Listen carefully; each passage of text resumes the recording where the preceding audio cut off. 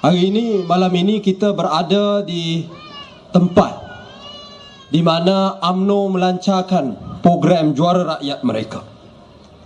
Kita hairan, selepas 52 tahun kita merdeka, rupa-rupanya baru hari ini UMNO cuba menjadi juara rakyat.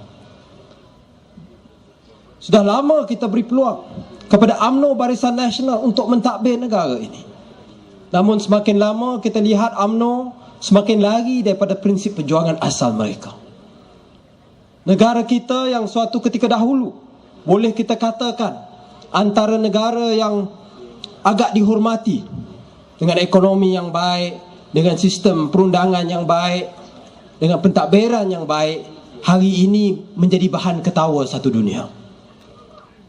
Mengapa saya katakan demikian? Enjin jet kita boleh hilang. Komisen pembelian senjata berjuta-juta ringgit. Kemelut agama dan kaum cuba dicetuskan sampai hari ini tidak selesai. Orang yang lihat dari luar, tuan-tuan dan puan-puan, menyaksikan negara kita ini mungkin seperti Zimbabwe. Dari segi ekonomi pun sudah hambar, sudah jauh ketinggalan. Kalau 20-30 tahun yang lalu kita boleh katakan diri kita ini setara dengan Korea, Taiwan ataupun Singapura. Hari ini, tuan-tuan dan puan-puan, Indonesia dan Vietnam mendapat lebih banyak pelaburan asing daripada negara kita. Sebab itu baru-baru ini ada seorang penganalisis politik yang mengatakan tidak mustahil 20-30 tahun lagi kita akan menghantar bibit ke Indonesia. Hari ini kita mungkin boleh gelakkan, kita boleh perlekehkan perkara tersebut. Namun realitinya begitu, tuan-tuan dan puan-puan. Kerana apa? Kerana pemerintahan yang ada pada hari ini semakin lari daripada matlamat asal mereka. Kita lihat, apabila Pakatan Rakyat di Selangor, Kerajaan Negeri Selangor di bawah Yang Amat Berhormat Tan Sri Datuk Seri Abdul Khalid Ibrahim melaksanakan dasar merakyatkan ekonomi negeri Selangor. Kita beri air 20 meter padu percuma, tabung warisan anak Selangor untuk anak-anak baru lahir, hadiah anak masuk universiti, skim mesra usia emas dan seterusnya, tabung anak pekerja ladang. Dalam tempoh beberapa bulan sahaja selepas kita mengambil alih kuasa, tuan-tuan dan puan-puan. Namun apabila kita memperkenalkan dasar-dasar ini, Ketoyo kata apa? Dia kata ini rasuah kepada rakyat. Bagi air percuma itu rasuah kepada rakyat. Buat rumah 24 juta bukan rasuah. Tapi yang kita hairannya, apabila Ketoyo dapat air percuma, dia tak komplain, dia terima juga. Dia tak pulangkan balik air percuma tersebut. Ini yang kita hairan, tuan-tuan dan puan-puan. Mereka terlalu jauh dengan rakyat sampai mereka tidak merasakan perkara tersebut. Baru-baru ini apabila saya turun ke Pasar Tani di Kelana Jaya, di kawasan saya, bertemu dengan penduduk, salah seorang daripada pengundi di tempat saya, seorang pensyarah universiti, dia mengadu. Dia kata dia terpaksa mengambil anak dia daripada asrama dengan kerap sebab allowance ataupun subsidi untuk makanan di asrama dipotong daripada 250 kepada 200 hari. Implikasinya pada waktu itu bermakna tiap-tiap hujung minggu ibu bapa kena pergi ambil anak mereka. Bagaimana kalau ibu bapa tersebut duduk jauh, anak mereka sekolah di Penggalan Cepa, duduk di Bukit Beruntung? Bagaimana sekiranya ibu bapa mereka orang susah? Ya, kalau mereka tak nak ambil, nak bagi duit poket pada anak mereka pun satu bebanan. Saya budak asrama, saya tahu. Tapi perkara ini tidak menjadi hal bagi mereka. Tetapi selepas itu protes yang keras daripada guru-guru, protes yang keras daripada ibu bapa, mereka pun tarik balik daripada 200 tambah jadi 240 hari. Tetapi adakah mereka tak terfikir perkara ini apabila mereka nak perkenalkan? Peruntukan untuk hospital-hospital kerajaan, untuk sektor kesihatan dipotong 20%. Doktor-doktor mengadu pada saya, ICU, ward ICU terpaksa dipotong, katil-katil mereka terpaksa dikurangkan kerana tidak cukup duit, tak cukup bajet. Namun pada masa yang sama, kerajaan persekutuan membelanjakan berjuta-juta ringgit untuk rebranding satu Malaysia. Ratusan juta ringgit digunakan untuk tim Formula 1 satu Malaysia. Mereka mengharapkan duit Petronas, tapi tengok-tengok Petronas pun tak nak taja tim satu Malaysia. Tapi begitu banyak Mereka datang kononnya untuk program juara rakyat, 15 juta dihabiskan. Berapa banyak dihabiskan untuk rakyat, berapa banyak dihabiskan untuk perkara yang tidak bermanfaat. Itulah trend UMNO Barisan Nasional, tuan-tuan dan puan-puan. Kerana apa? Kerana mereka tak tahu. Pemimpin-pemimpin di atas, menteri-menteri di atas, mereka tak pakai hospital kerajaan. Anak-anak mereka bukan sekolah di sekolah kerajaan, malah ada yang sekolah di luar negara. Mana mereka nak faham apa yang dilalui oleh rakyat yang ramai? Sebab itu ketika mereka memotong bajet kesihatan, mereka perkenalkan Klinik Satu Malaysia yang mencipta sejarah klinik yang tak punya doktor, tuan-tuan dan puan-puan.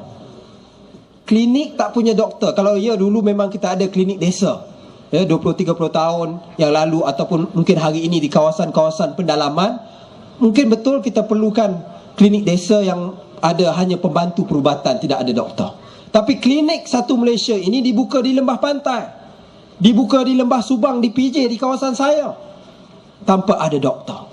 Sebab itu MMA, Persatuan Perubatan Malaysia, mereka menentang keras pengenalan Klinik Satu Malaysia sebab mereka merasakan ini sebenarnya tidak meningkatkan kadar kesihatan kita. Ketika kita mendabik dada nak menjadi sebuah negara maju, rupa-rupanya kemudahan kesihatan kita lebih teruk daripada negara dunia ketiga. Sebab itu dalam hal ini, dalam mana mereka melihat sokongan rakyat semakin kurang kepada Barisan Nasional, maka strategi mereka sebagaimana yang telah diperkatakan oleh YB Saifuddin sebentar tadi, hanyalah untuk memainkan, membakar sentimen kaum dan agama. Tuan-tuan dan puan-puan, hari ini mereka menjadi juara. Juara Islam, juara Melayu. Dulu apabila buat menukar bahasa pengantar daripada bahasa Melayu kepada bahasa Inggeris, UMNO waktu itu diam membisu. Tak ada orang protes. Yang protes adalah rakyat di bawah. Pergi ke jalanan. Sastrawan negara Samad Said pergi ke jalanan untuk memprotes, menyatakan pendirian mereka secara tegas. Setelah lama dahulu kita perjuangkan untuk memartabatkan bahasa Melayu sebagai bahasa kebangsaan, dan dasar ini boleh ditukar begitu sahaja oleh UMNO Barisan Nasional. Namun waktu itu mereka ditangkap, mereka ditahan, disembur dengan air dan sebagainya. Apabila timbul kes isu kalimah Allah ini, tiba-tiba Najib Tun Razak dengan Hishamuddin Hussein On kata kita tak boleh menghalang orang demonstrasi. Itu satu hari dalam sejarah Malaysia, tuan-tuan dan puan-puan. Najib dan Hishamuddin menyokong demonstrasi. Patutnya dia turun sekali ke bawah. Tapi apa yang kita lihat, ini mereka gunakan untuk menghangatkan sentimen kaum. Pelbagai isu apabila syariat dipelekehkan dan sebagainya, UMNO selama ini dia membisu, tak pernah bercakap apa-apa. Dalam situasi tersebut, UMNO dan Barisan Nasional tidak dapat menunjukkan apa-apa.